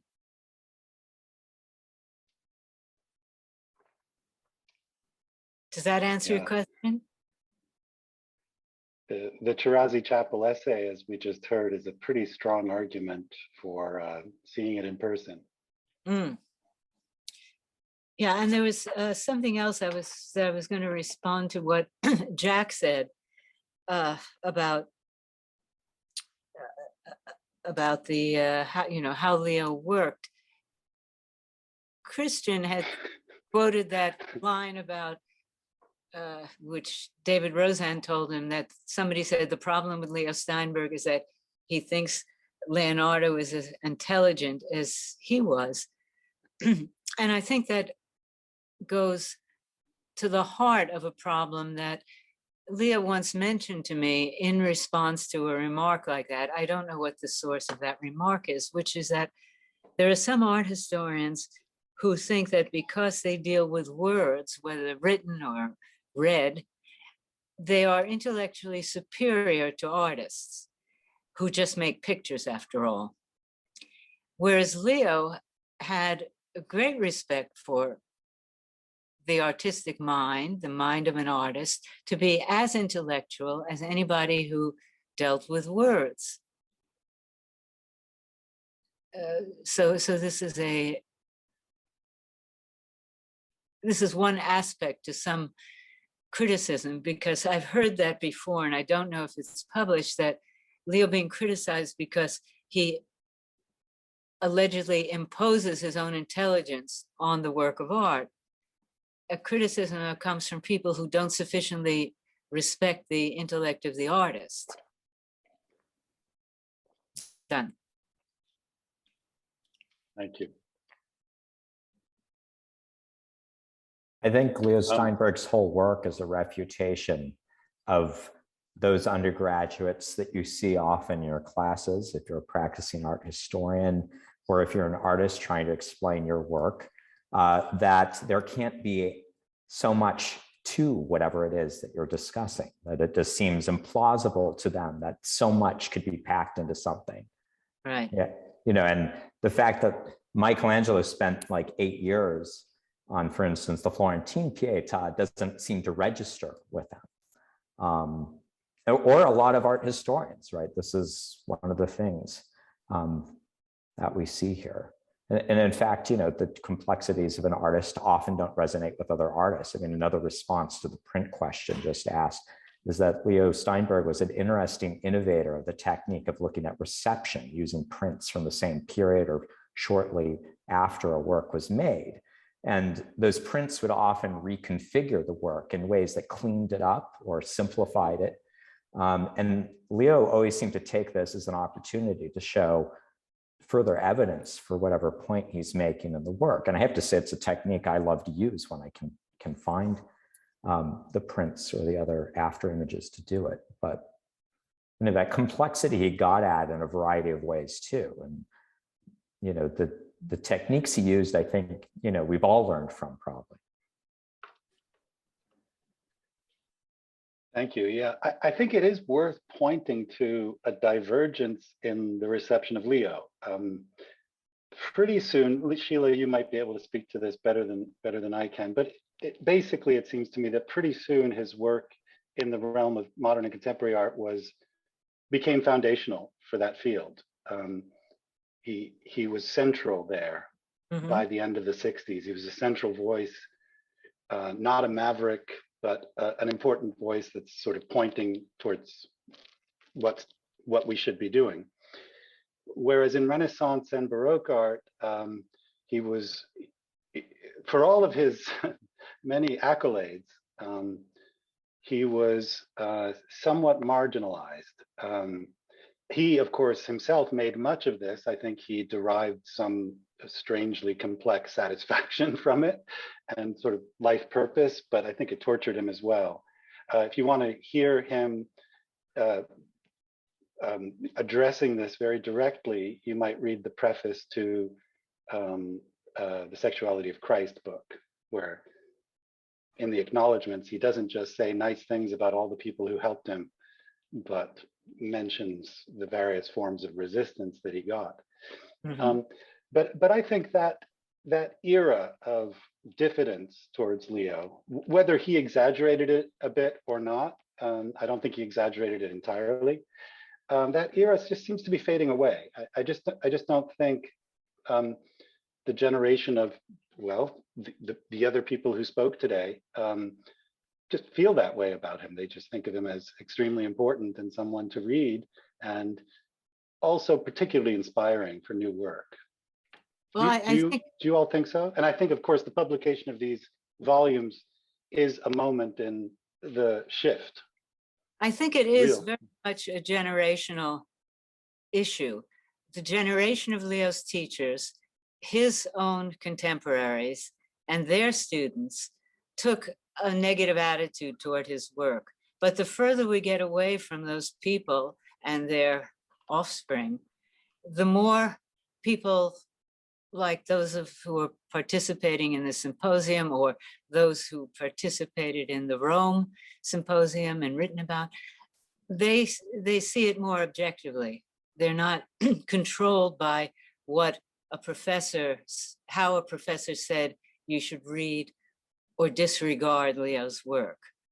And one major purpose in doing these volumes was precisely to provide as much as possible for future generations to read in one place, because otherwise you have to go through a CV and try to find a lot of things that are difficult to find.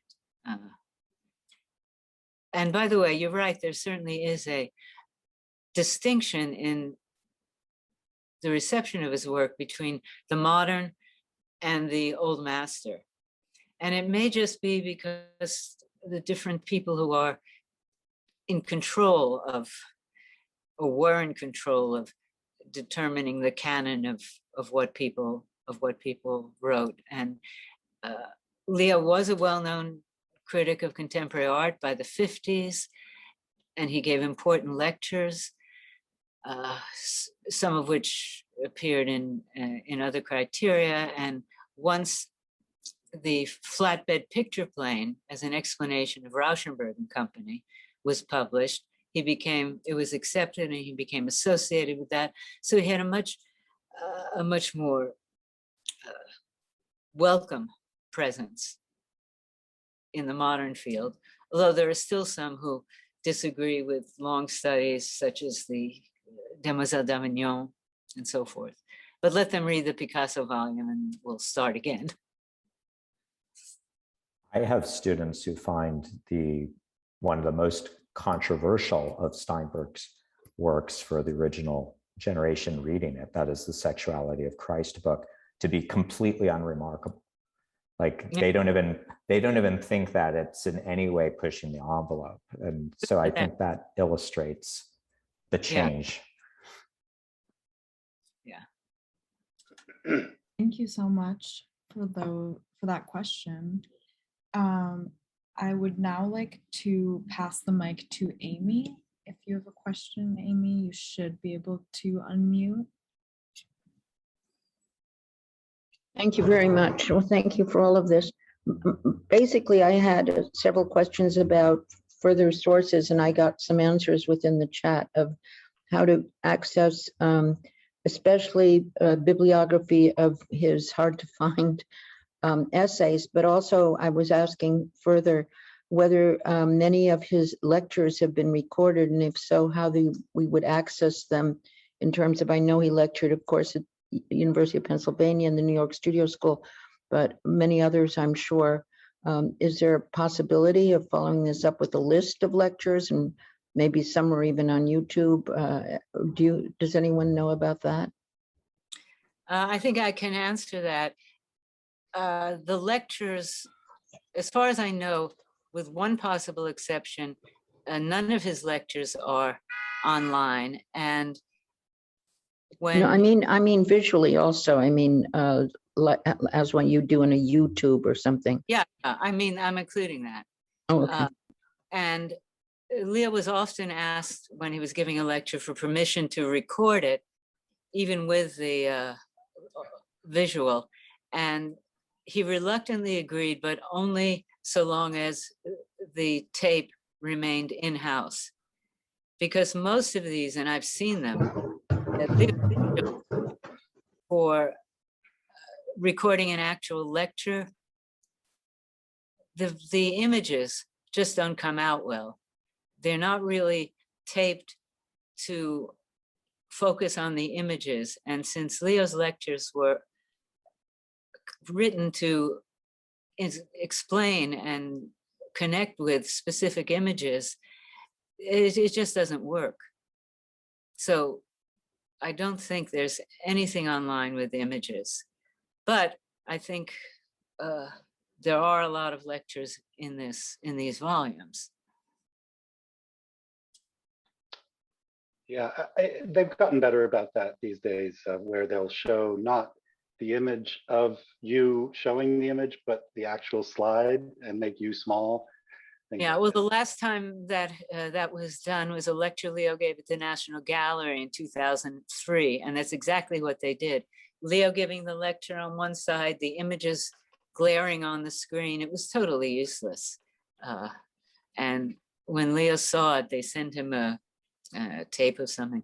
He refused to let it go out into the world because you simply couldn't see the images well enough. Mm-hmm. Thank you. The next question I will be reading on behalf of Dylan M. Dylan asks, would anyone be willing to comment on Steinberg's relationships with other art historians and critics, both in the academy and outside of it? Were there any with whom he forged especially strong bonds?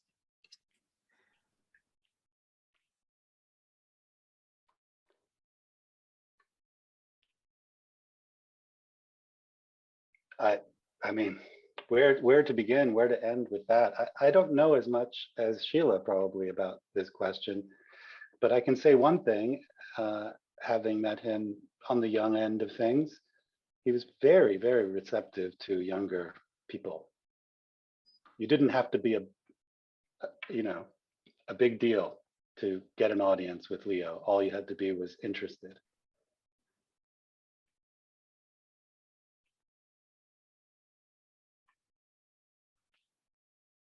Sheila, did you want to add anything to that?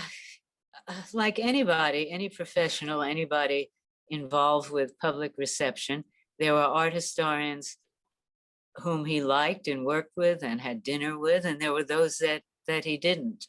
One would have to go through his address book to make a list of which side was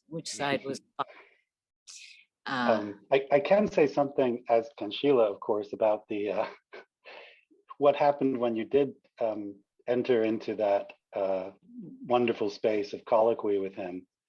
I'm sure there are others in the audience who've had this experience as well. You arrive around dinner time and he orders food for you, not for him. He was, as far as I could tell, completely indifferent to food. Not to cigarettes. And there would be some eating, and then there would just be lots of talking about art and books. The first time I went to meet him, he was making a point, I wish I could remember exactly what it was, but I can't, about the figure of Adam in The Creation of Adam by Michelangelo. And, at that point, he might have been late 70s, approaching 80, maybe even after 80, I can't remember, but pretty far along, and he sort of jumped onto the floor to assume the position of Adam to make the point, typical Steinberg gesture, and then had a little trouble getting up, but did, I of course went to help him, but he was fine and managed to get himself back up out of the demonstrative pose that he was in. That sort of stuff would go on till about, oh, I don't know, 3 or 4 a.m. That was the typical thing. You didn't call Leo before 1 p.m. generally. It wasn't proper. Thank you. So in the interest of time, we are going to be moving on to the last question from our director, Phong Bui. Thank you everybody for your amazing questions and to the panel for answering them. I would like to now pass the mic over to Phong. Thank you, Eleanor. Thank you, Alex. Thank you, Sheila. Thank you, Maria, Shawon. It's amazing to hear all this paper thoughts, very deep meditation on Leo's work. And I remember once talking to Bryce Warden, how he met Moth Rothko. Bryce wrote, I think, at least 6 or 7 letters expressing his admiration for Rothko. And I think finally Rothko wrote back simply a postcard with his phone number on it. So then Bryce called him up and managed to meet him. He welcomed him at the studio, Rothko, and then he said to Bryce directly, "You are the only few among younger artists of your generation that really care what I do, my own work." So this is a story I often tell my young staff at the Rail. If you admire somebody, you attend to their work, read their work, meet them. And that's exactly what you did. It was so nice to hear you, Alex, taking trip from Cambridge to attend to Leo's talk.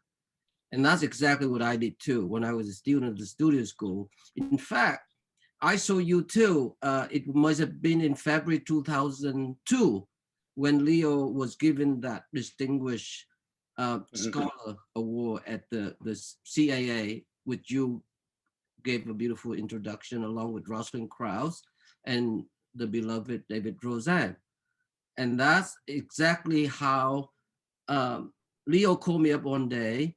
It might have been the summer 2006, I think sometime in maybe late May.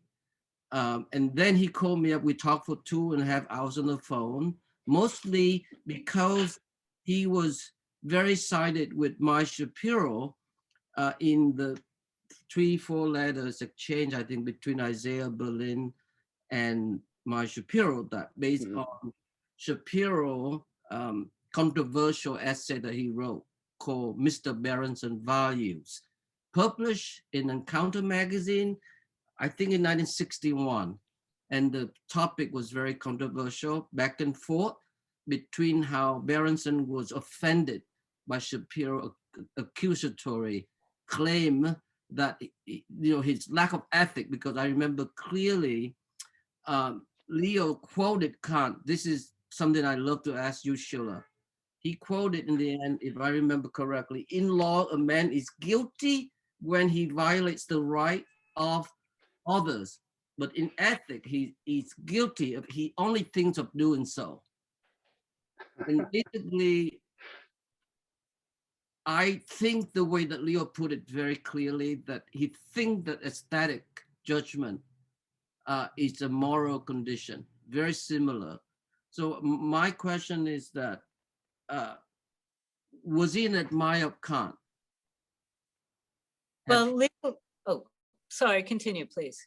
No, that's it, Sheila, because I know that we went on for a while about Mr. Berenson's value, and we talked for 2.5 hours, and he clearly read the essay at least several times, and he sided with Shapiro, where most people did not. Well, Leo knew a great deal about philosophy. In fact, he studied philosophy before he even came to art. He had an uncle who was a philosopher who taught him, but he knew a great deal about Kant. In the summer of 1954, he took a course on Kant at Columbia University, given by a famous philosopher whose name I forget right now. And he told me once he was the only one in the class who was reading Kant in the original German. But he knew Kant's aesthetics and pretty well. Amazing. And what was his relationship with Shapiro Sheila? Well, they knew each other, they respected each other. People have this notion that Shapiro was somehow a mentor to Leo because of the generational difference between them. But I've never really known that. I think people may make that association because in their own way, each of them was an outsider to conventional art history. Yeah, that is so true. Yeah. And they always have such a higher admiration for the artist. Absolutely. And respect for the artist. Yes. And the artist's intentions. That's right. Yeah. I wonder if Daniele Di Cola is here and he could answer about the Meyer-Shapiro, Leo Steinberg connection. Maybe there's something more to it. Yeah, I don't know. Daniele, are you here? Unfortunately, Daniele had to leave. I apologize, Okay. But Okay. a mystery for us. Thank you, Sheila. Thank you. Thank you, Hongui. Thank you, Sheila. Thank you, Fong. What an amazing panel. Thank you, everybody, once again. We have a tradition here at the Rail of ending our community events with a poetry reading. And today I'm thrilled to welcome our poet laureate of the day, Farid Matuk, to the stage. Farid Matuk is the author of This Is a Nice Neighborhood, Letter Machine Editions, and The Real Horse by University of Arizona Press. Redolent, his book arts collaboration with Colombian artist Nancy Friedman Sanchez, is now available for pre-order from Singing Saw Press.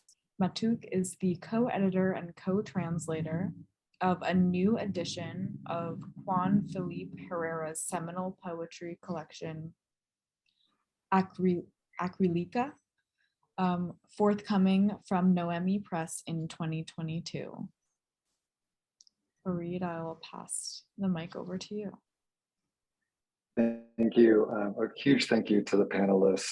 I hope to offer some poems that are in conversation with the concerns brought up today.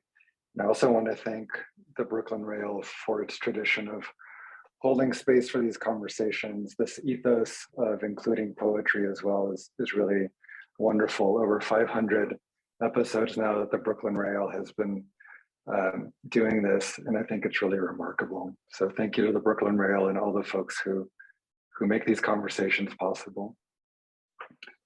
I'm gonna just briefly read three pieces. The first, maybe appropriately enough, is called When I Look at Pictures. When I look at pictures, or better, when the training dedicated to what lines my eyes cast braids me to that skein, then I know I'm a thing that can take itself away.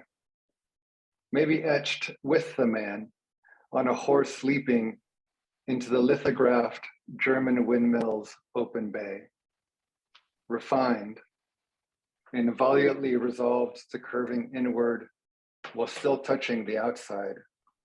Screaming isn't looking, like when my mother died of being a woman, poor and eventually American. The nerve I had to fold time in my mouth as if to call back an escape line from a life. And who would think to hide in a windmill and the horse amenable? I really was looking at that print, thinking without rancor of what fraction of hateable men I've known and been, who work so hard at fleeing into private chambers, only to find again some uninvited thought of me, eyes closed, exactly there, spectral and unwanted as I am, whispering, it's just easier for me if you're not around. These last two pieces will appear at the Brooklyn Rail, I believe, sometime in the coming weeks. Sentences upon emergent devotions. To me, whom you name Mammon, Belial, the devil aspects of dark, you would dedicate a man in himself. Gendered in this dedication, I've gotten close enough to consciousness to taste what farts would go to what mouths.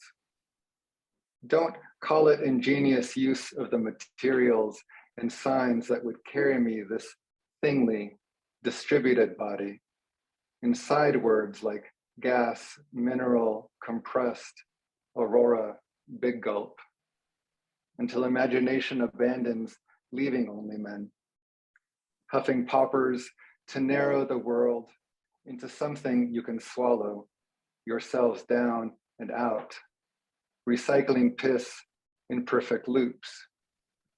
Transaction pleased? Can you speak?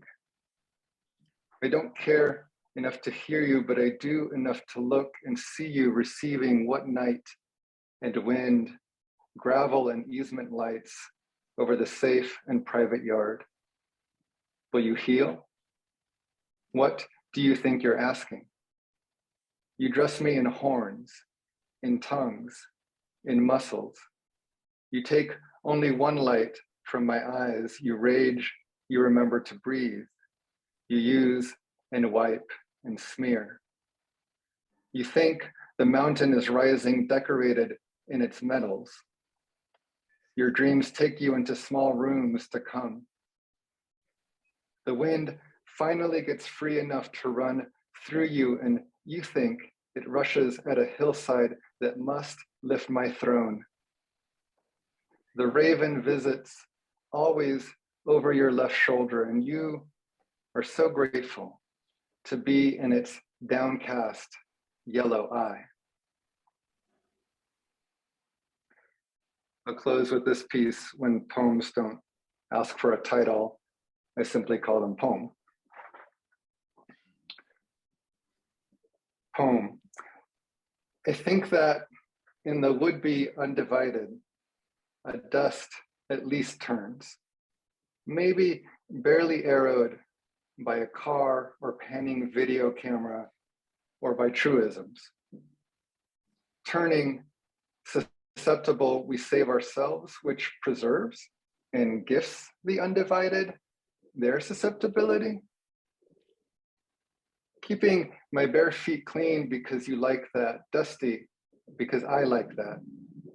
Patio bricks reclaim their surface from the sun, replaced now by yellow petals carried down into cracks alive by ants. Pulled by some expectation just ahead. Each truism held through a day of professional development rewarded, with a nation that floats 3 inches above this land, no corner of which doesn't offer itself as night. Thank you. That was beautiful. Thank you so much, Farid. Thank you also to Shawon, Christian, Maria, Sheila, and Alex once again. We would also like to thank Sophia Palumbo Dawson at NYU and Adrian Myers at UC Press for their help in making today's event possible, and especially the Institute of Fine Arts at New York University for sponsoring this talk. We encourage everyone to view our archive of these conversations on our YouTube channel, where we'll upload today's conversation shortly.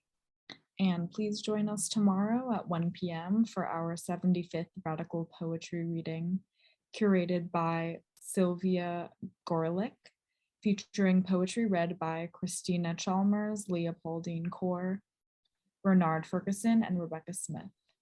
Thank you again to Farid, and thank you to the panelists. And you can now turn on your mics to say hello and goodbye as you leave. Thank you, everyone. Thank you all so much. Thank you. Thank you all. Thanks for coming. Thank you. Thank you, Farid. Thank you. Alex. Wonderful. Thank you, Sheila. Thanks, Thank you. Sheila.